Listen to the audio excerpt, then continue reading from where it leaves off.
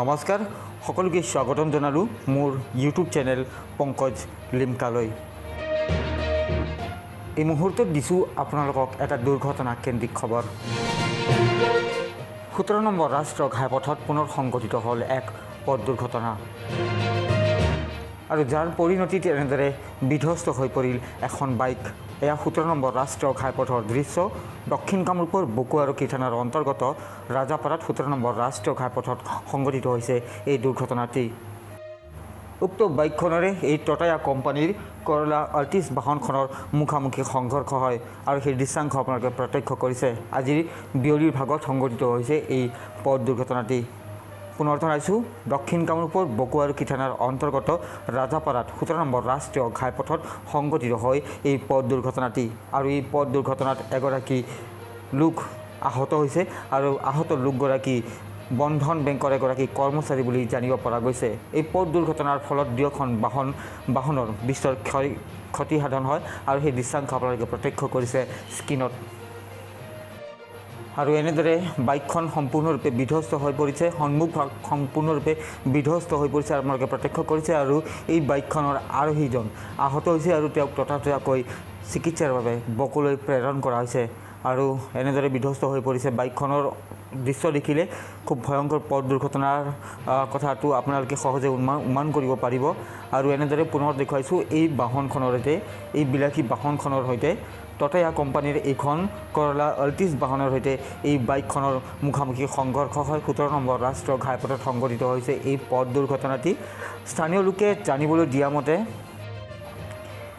AS01 AW 8000 কৰলা artist বাহনখন গুৱাহাটী দিশৰ পৰা আহিছিল আৰু ৰাজাপাৰা পোৱাৰ পিছতে তেওঁলোকে 17 নম্বৰ ৰাষ্ট্ৰীয় ঘাইপথৰ পৰা আন এটা উপপথেৰে তেওঁলোকে যাব বিচাৰিছিল আৰু সেই সময়তে ধূপধাৰা দিশৰ পৰা গুৱাহাটী অভিমুখে গৈ থকা AS01 ED 2493 নম্বৰৰ এইখন বাইক সেই বাহনখনত প্ৰচণ্ডভাৱে খুন্দা মাৰে আৰু তাৰপিছত বিধ্বস্ত হৈ পৰিছে এই বাইকখন আৰু উক্ত বিলাসী বাহনখনৰো সন্মুখভাগ বিধ্বস্ত হৈ পৰিছে আৰু এয়া 17 নম্বৰ ৰাষ্ট্ৰীয় ঘাইপথৰ দৃশ্যাংশ আপোনালোকে প্ৰত্যক্ষ কৰিছে।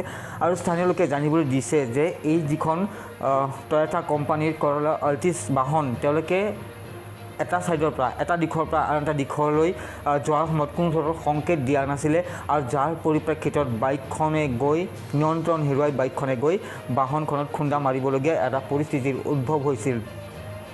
কোনো সংকেত নিদিয়াকৈ বাহনখনে কৰলা আৰ্টিছ বাহনখনে এটা দিশৰ পৰা আন এটা দিশলৈ যোৱাৰ সময়ত কোনো ধৰণৰ সংকেত দিয়া নাছিল বুলি স্থানীয় লোকে প্ৰত্যক্ষদৰ্শীয়ে জানিবলৈ দিয়ে আৰু তাৰ পৰিপ্ৰেক্ষিতত এই বাইকখন ধূপধাৰা দিশৰ পৰা গুৱাহাটী অভিমুখে গৈ আছিল আৰু নিয়ন্ত্ৰণ হেৰুৱাই সেই বাহনখনত প্ৰচণ্ডদৰে খুন্দা মাৰে আৰু তাৰ পৰিপ্ৰেক্ষিতত এই পথ দুৰ্ঘটনাটি সংঘটিত হয় আৰু এনেদৰে বিধ্বস্ত হৈ পৰে বাইকখন। সন্মুখভাগ সম্পূৰ্ণৰূপে বিধ্বস্ত হৈ পৰিছে, ইয়াৰ সমান্তৰালকৈ বিধ্বস্ত হৈ পৰিছে কৰলা আৰ্টিছ বাহনখনো।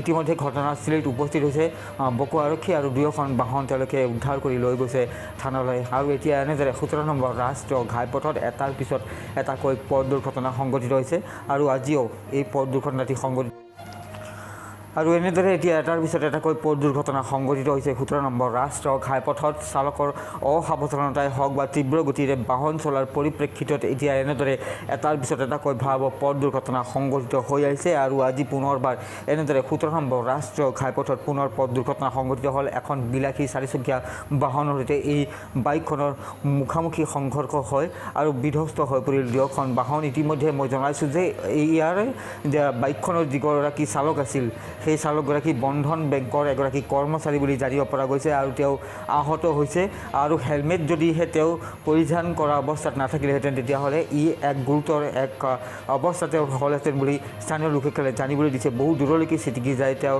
আৰু আহত হৈছে আৰু ততাতৈয়াকৈ তেওঁক চিকিৎসাৰ বাবে প্ৰেৰণ কৰা হৈছে বকো হস্পিটেললৈ।